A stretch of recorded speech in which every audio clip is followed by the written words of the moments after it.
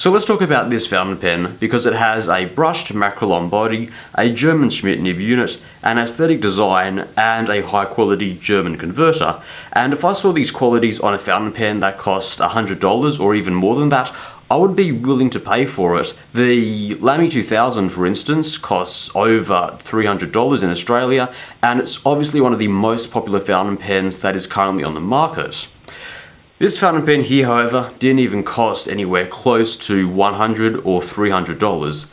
This is the Kaco Edge, and this brushed Makrolon body fountain pen only cost me $15. And I have to say up front, this is probably one of my favourite Chinese fountain pens that I have ever used. So without further ado, let's jump into the review for the Kaco Edge fountain pen.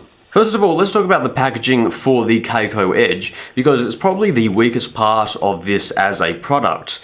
Now, I understand that most Chinese fountain pens will come in a clear plastic sleeve or a cheap cardboard box like this, because they're trying to keep the price low. But when you get two fountain pens that cost over $10, usually you'll get a nice box. The Moonman M2, for instance, which costs about the same amount of money as the Kaco Edge, comes in this. It's a nice polypropylene clamshell box with proper foam in the inside. It's actually a really nice thing to get for about $15. Now, the packaging for this fountain pen, however, is much more commercialized. It's very similar to the packaging you would get on the Wingsung 698 or something more commercial such as a Pilot Prera.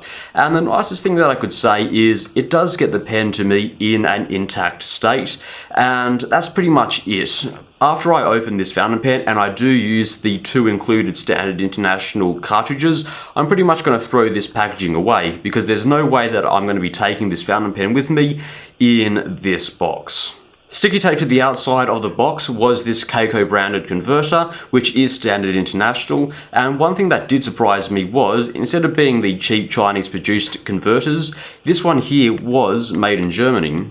In the corner of the box, you can see that this fountain pen has been designed by Chen Sen, and I have to say that Chen has done a very great job at designing this fountain pen. I'm going to say that this is one of the most beautiful Chinese fountain pens that I have ever used. It really does look great.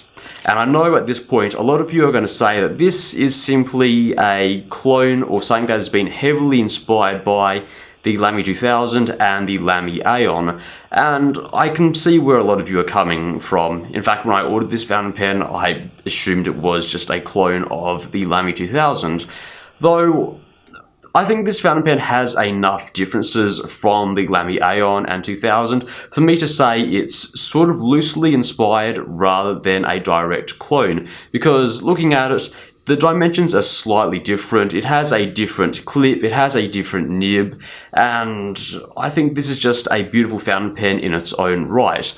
Taking a closer look, you can see that the barrel is made from brushed Makrolon, a type of polycarbonate which was famously used on the Lamy 2000.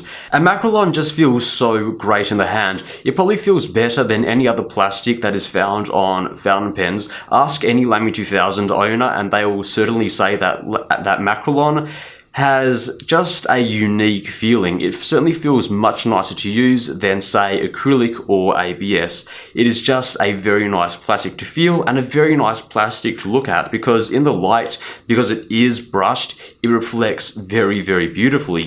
Makrolon also has a tensile strength very similar to that of acrylic, and that means in the month that I've used this fountain pen, I've had no issues with durability.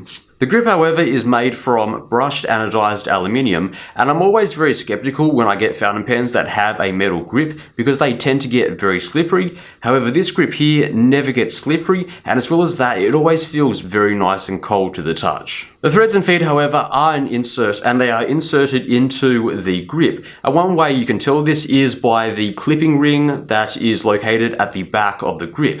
One thing that I will commend this pen on, however, are the male threads, which are very, very thick and very strong, and in the time that I've used it, I've had no indication that the threads could crack under pressure.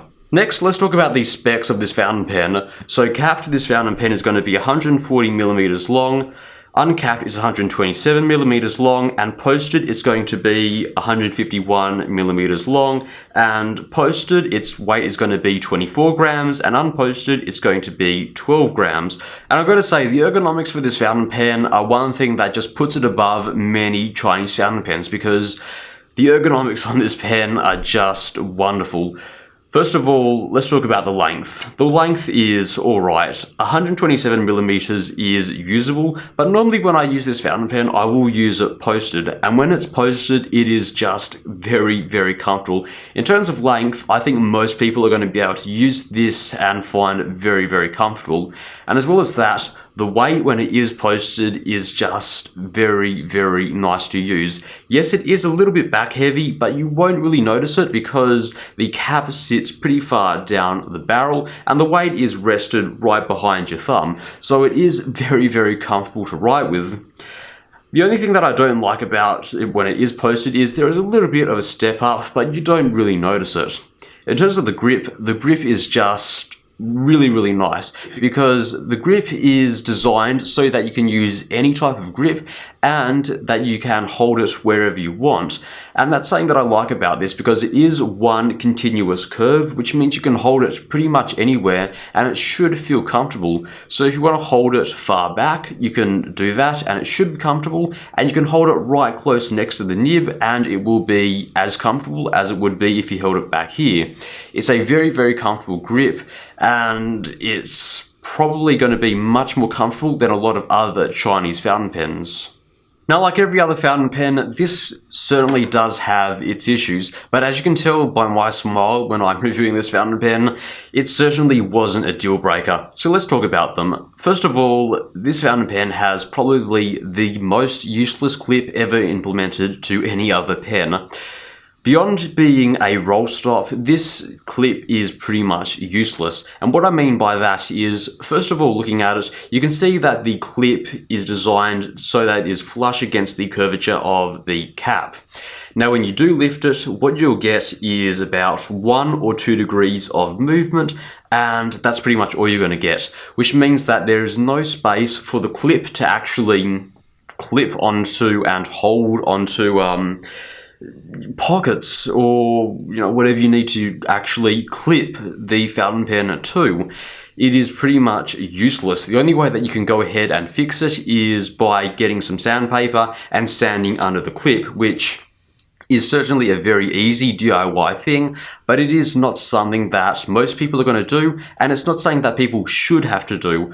I know that the clip was designed so it does look very aesthetic, and it does, but you shouldn't do something that is aesthetically pleasing to the detriment of its ergonomics. The second thing that I'm no fan of is the capping mechanism. Now, this is a slip cap, and the way that it works is there are 4 flat springs in the cap, and when you insert the pen, they compress up against the grip and it keeps the barrel and cap together. Now, this means you get a very, very smooth motion. However, when you do look and actually test it, you notice that there is a lot of play in the pen. Now, that's not the worst thing. The worst thing is a lot of people have noted that after a while, the repetitive action of the springs actually scraping up against the barrel has meant that after a while some scratching does appear on the metal section, and that is pretty noticeable. However, I have not seen it on my fountain pen yet, but I have seen photos and it doesn't look all that nice. Finally, some people have noted that their pens have developed cracks along the cap and near where the threads are. Thankfully, I can say that this hasn't been an issue for me. Next, let's talk about the nib of this fountain pen, because unlike many Chinese fountain pen manufacturers which use their own in-house nib or a nib that they bought from a big manufacturer, this fountain pen here uses a proper German-made Schmidt nib unit, and this is something that absolutely blew me away, because the last pen that I reviewed that used a Schmidt nib unit was this, the Retro 51, which was probably one of my favorite fountain pens for a short period of time.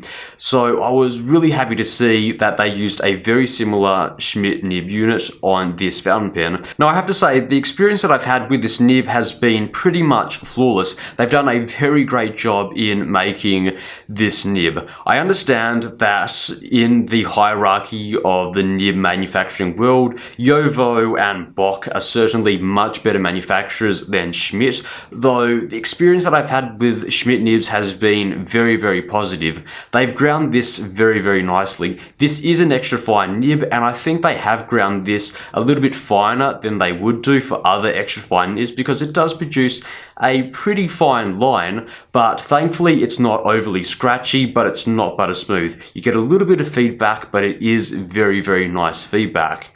In terms of flex, this nib isn't as soft as the nib on my Retro 51, though it is a little bit of a bigger nib, so I can understand there being a little bit less flex, but if you do push down and you do take your time and let the ink flow, you can get some very, very nice contrast in the line variation. Alright, welcome to the writing sample for the Kaco Edge.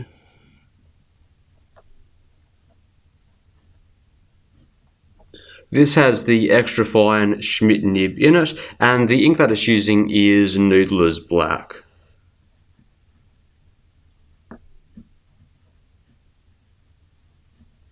The paper that it's using is Rhodia, and I will say very quickly, make sure to avoid the ink that comes in the cartridges. It's not very good ink, and most of the paper that I used with the standard cartridge ink pretty much made any and every paper feather and bleed through. So just avoid it, go out and get something like Noodler's Black.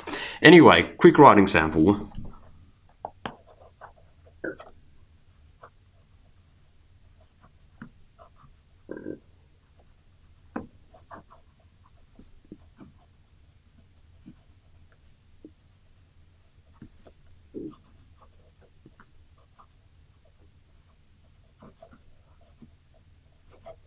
Sorry about that, I didn't think of a joke this week, so going back to the lovely quick brown fox.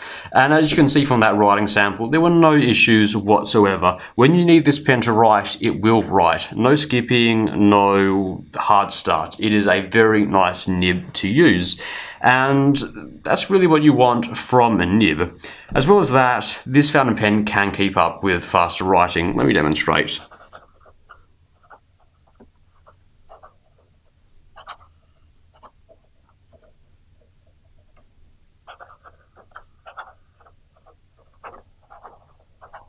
So this nib can clearly keep up with faster writing. However, one nice thing that I do like about this nib is when you do want to slow down and you want to press a little bit harder, you can get some very nice flex and contrast from this nib. It's not a flex nib or even a semi-flex nib, but you can get some very nice contrast. So let me show you. First of all, let's take a look at the grind of the nib. As you can see from the grind of the nib, there is pretty much no natural line variation, and this is the line with no pressure. And let me build up. So no pressure, and that's pretty much as far as I'm going to push it. So no pressure and full pressure. So you can certainly get some nice contrast with the lines. So if you want to slow down and take it very slowly, you can push out some very nice writing.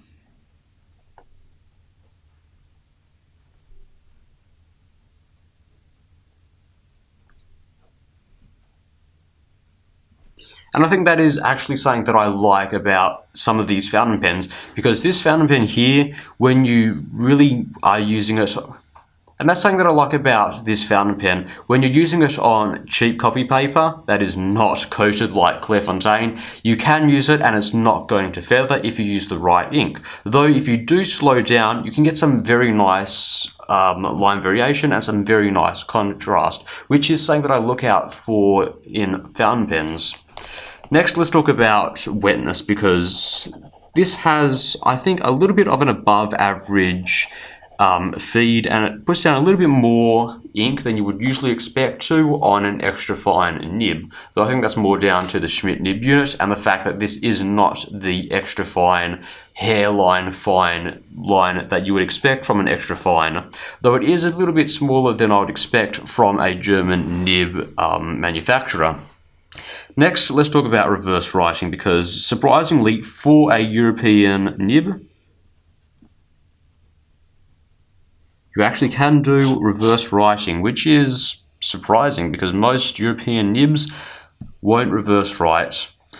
Anyway, I think that is about it for the writing sample. Well, conclusion time. What do I have to say about the Kaco Edge? Well, as you can clearly see from my review, I genuinely love this fountain pen. I really do. For $15, this is such a bargain of a fountain pen. It really does feel like something that costs $100 or $200. This Makrolon body is such high quality. I can't see anywhere where they've cut corners with this fountain pen. They've made this so well. There's no machining defects. There's no even hint that this was made in China, and made in China for $15. As well as that, you get a pen that has great ergonomics, great aesthetics. Yes, there are one or two issues with the clip, but I really don't think that matters because most of the time I personally carry this around in a pen case, so the small issues that it does really does not affect me all that much. So for $15, I do think that this is one of the best Chinese fountain pens that you can buy, period. And I hope you enjoyed this video, and thank you very much for watching. I'm going to go off and write with this pen a little bit more.